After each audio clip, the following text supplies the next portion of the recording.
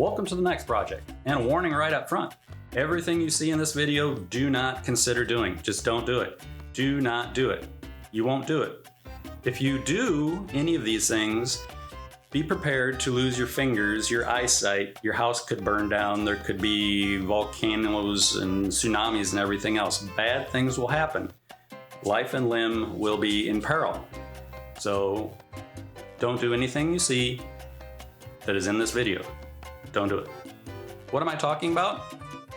Fret slotting saw blades. This is a 6-inch diameter blade, 5/8 inch arbor hole in the middle for mounting to the spindle, the arbor of a saw, a table saw for this. It cuts a 23 thousandths wide kerf, which is the slot, the width of the slot that it cuts. This costs about $160 at the time of this video. This is a 7 1/4 inch saw blade, 140 teeth, 5/8 inch arbor in the middle again. This cuts a 70 thousandths wide kerf slot. This sells for $11.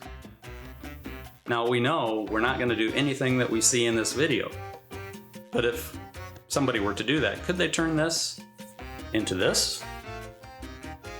No, because they're not going to do what's in this video as we start the next project.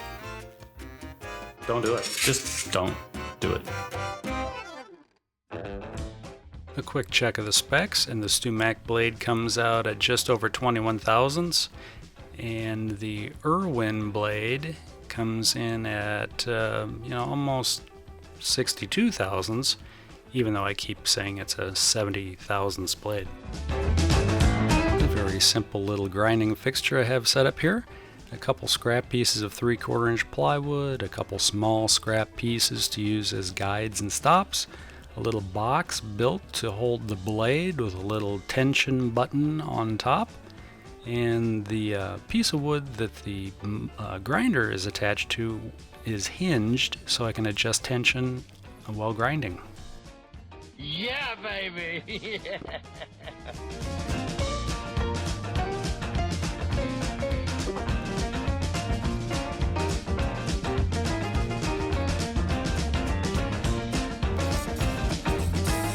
This is a huge experiment all the way through, and I just kind of tried a few different things as I went along. I did try to grind equally on both sides. I'd spend a few minutes on one side, flip the blade over, grind on the other. And here I was really surprised the first time I flipped it over, but a lot of the decal had flaked off. I ended up taking a razor blade and scraping the rest of it off later. It's almost like a water slide decal.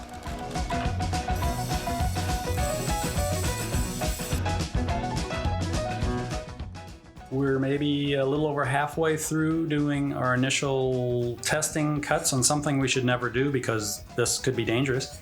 I'm using a very fine benchtop grinding wheel on my benchtop grinder.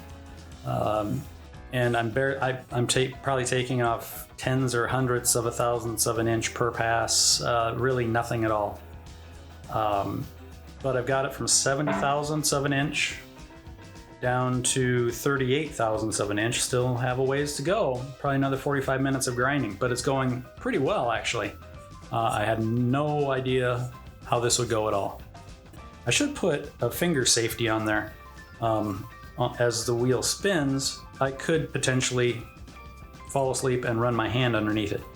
The way I have my grinder set up, it's on a hinge to bring the wheel down to contact the saw blade. So if I would get my hand under there, it would hurt and it would tear up my hand, probably break a finger. It wouldn't cut anything off. I'd probably cry and scream and cuss and have to get out some super glue and some tape to put myself back together. I should put on a safety guard. Why don't I do that right now? I've talked about it. I should just do it. Do it before somebody gets injured. Not that anybody will ever do this. Nobody's going to get injured. Let's continue something that nobody should do. Okay, we can all rest easy now. I have safety device in place.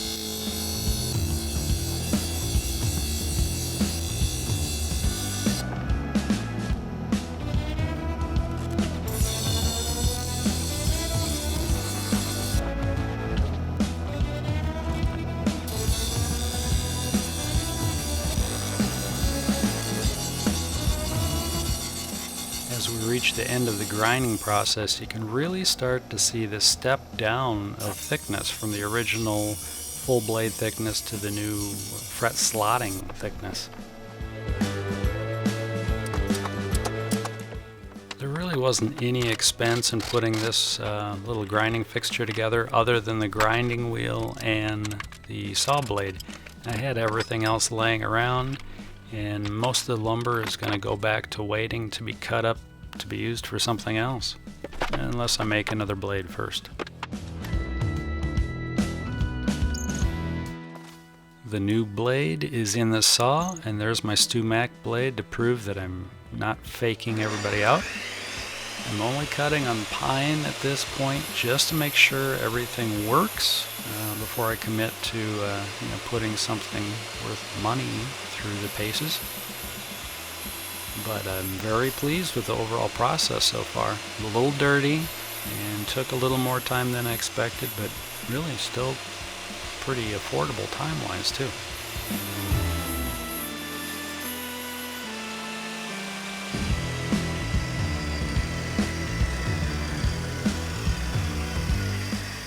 And here we go. The proof is in the pine. Good smooth cuts.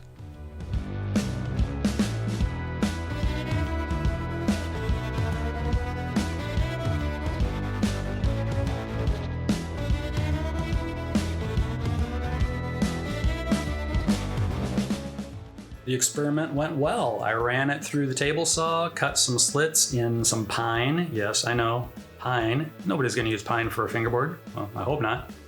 It was just a test, just to make sure that the blade does run true. It doesn't start warping and deforming when making slots. All turned out perfect. All the slots, I used feeler gauge on them, and they all came out perfectly right at 23 thousandths, nice and snug. Good cut. The blade looks good. It turned out actually kind of better than I was expecting. I wasn't sure if this was going to work at all, so I'm kind of happy.